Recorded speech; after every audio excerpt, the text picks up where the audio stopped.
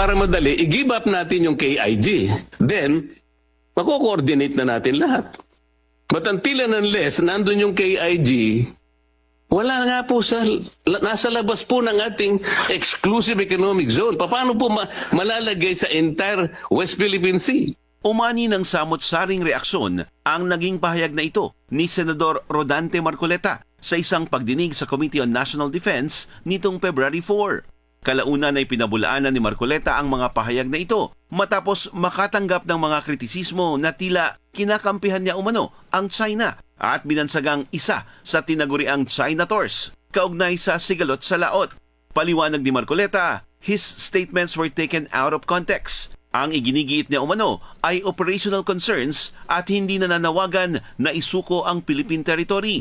Hinamon naman ni Philippine Coast Guard spokesperson for the West Philippine Sea, Commodore J. Tariela, ang mambabatas na sumama sa Maritime Domain Awareness Flight sa Kalayaan Island Group.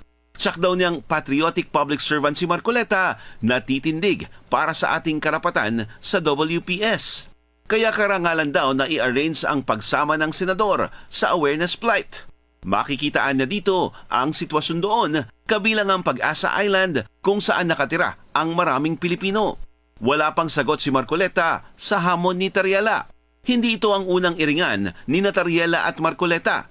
Rewinding to February 18, 2025, naging mainit ang palitan ng salita ng nooy Sagip Party List representative na si Marcoleta at si Commodore Tariela matapos sabihin ng mambabatas na there is no such thing as the West Philippine Sea. Kinumpronta ni Marcoleta si Tariela sa House Tri-Committee Inquiry sa pagpapakalat ng misinformation at disinformation. Partikular nang mabansagan si Marcoleta ng mga blogger bilang pro-China at traitor na ayon kay Marcoleta ay attributed kay Tariela. Pinabulaanan naman ito ng opisyal ng Coast Guard na tinawag umanong mangmang. Sa huli, nagkamayan at nagkaayos naman ang dalawa. Sa gitna ng mainit na panibagong palitan ng mga opisyal ng pamahalaan kaugnay ng tensyon sa West Philippine Sea. Ayon kay AFP Major General Mike Lohico, gumagana raw ang propaganda ng China kapag nag-aaway ang mga Pilipino mismo tungkol sa Filipino interests. Anya, hindi war machines, kundi naratibo ang panlaban ng China sa Pilipinas. Dagdag pa ng general, magtatagumpay anya ang propaganda war ng China, oras na magkaroon ng pagdududa ang mga Pilipino sa kanilang sariling mga karapatan at sa international law, at ipahiya ang mga nagsasalita laban sa pang-aabuso. Kamakailan lang, naging mainit ang palitan ng ilang mga senador kaugnay ng girian ni Tariela at ng ilang personalidad mula sa Chinese Embassy.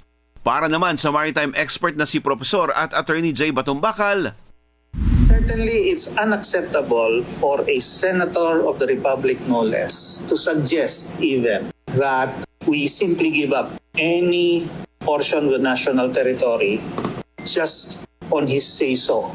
Or a senator to suggest that as if he is just trading bananas in the market, no? That is not just acceptable, it is inconceivable, really. And I would say it's a very serious blot or taint on the reputation of the Senate, the legislative branch, and the entire Philippine government.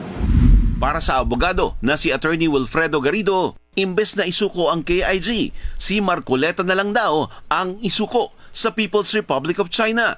Hindi naman sang-ayon ng kapwa-senador na si Senate President Pro Tempore Panfilo Ping Lacson sa sinabi ni Marcoleta na pagsuko sa KIG.